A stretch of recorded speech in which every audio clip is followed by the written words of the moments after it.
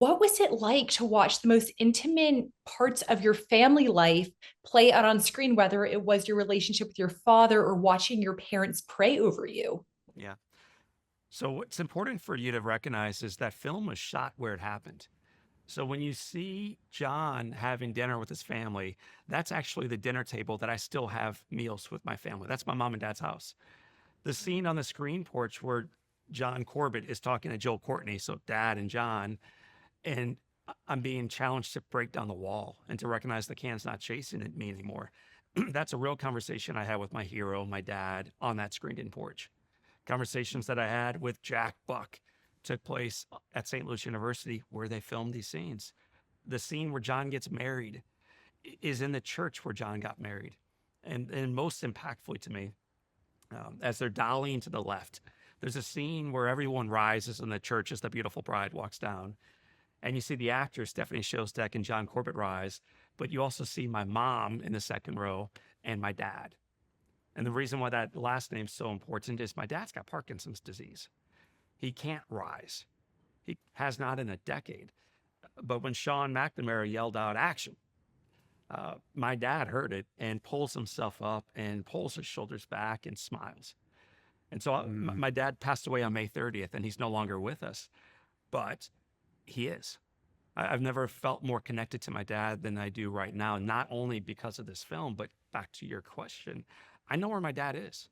My dad's fight against Parkinson's is over. He won. He's at peace. He's in heaven. And he's looking down, incredibly proud of the story we're telling and the impact we're about to have with it. And your dad saw the movie before he passed. You've really done your homework if you know that. So, yes, he has. He saw this is a God thing, too. A client of ours wanted to buy 3,000 seats, but appropriately, they wanted to view the film ahead of time. So they booked a theater and there was a couple of extra seats. And at the very last minute, I asked my dad if he wanted to go. He said yes. And mom and dad went. My dad held my hand the entire time.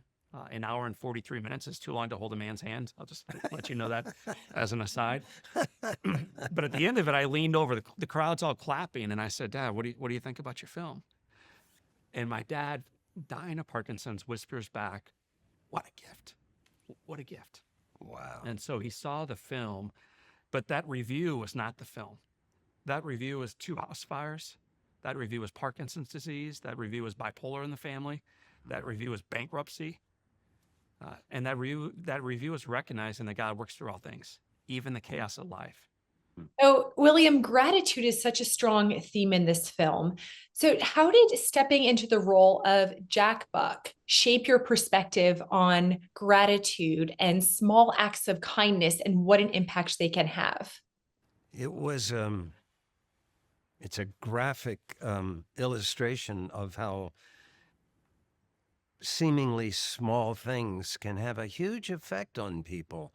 Um, Earlier we were talking about my wife is really good at this. I, I say, boy, that was nice. We'll see a film and we'll say, wow, so and so is really good. I should write him. And she is famous for saying, do it now. Yeah. Do it right now, because you make a plan and then you never do it.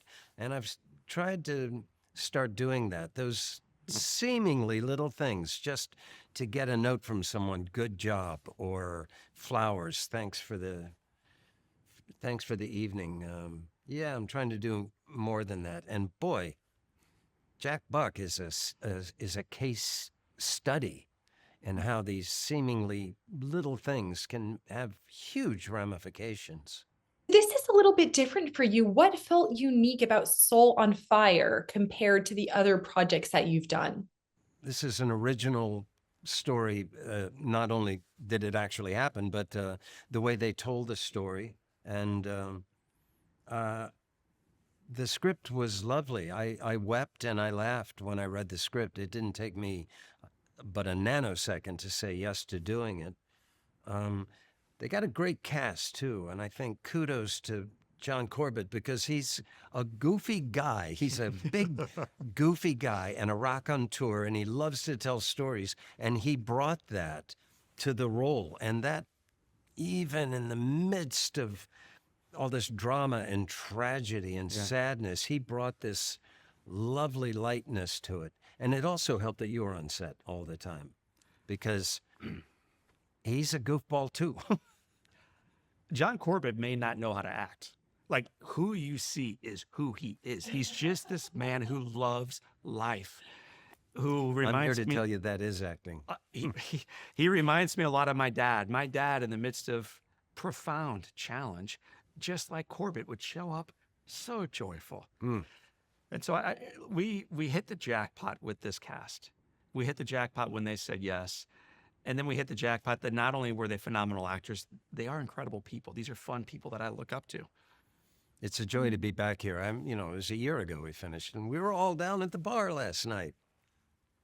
And you walked in and wrapped your arms around me and was sitting there eating my salmon. And he likes to hug. John, you've been so clear that this movie is not about making you the hero, but about making everybody else around you the hero. Why was this distinction so important to you? Well, when people sometimes say, did you want to have a movie made about your life? And I always respond, if anyone says they want a movie made about their life, you should sprint away from that person quickly. I don't want this. I don't want any of this. I don't like the bright lights. But if the bright lights can reflect goodness out there into the marketplace, I'll do it all day long. This film, candidly, is not about me. Go watch it. Look at the movie poster. You see a picture of Joel Courtney, but his back is to the photographer. And it's a mosaic of all the hands, all the feet, all the faces, all the voices and actions of people who showed up for him, what they did and the impact they were part of. We live, as you know, in such a fractured, broke down, victimized society right now. Just ask people or watch the news. And then you see a movie like this, and Bill hinted at it, it's a true story. It's not glorified or glamorized. It's just a true story of ordinary love and how redemptive that is. And right now, I think we need a healthy dose of that. I think there are a lot of those stories out there too. We just have to remind ourselves that they're out there. Well, guys, thank you so much. I really, really did enjoy the movie, and it was so nice to talk to both of you and meet both of you. It was an honor. Well done. Thank you. Thanks for watching. If you enjoyed this video, please like and subscribe for more Christ-centered journalism.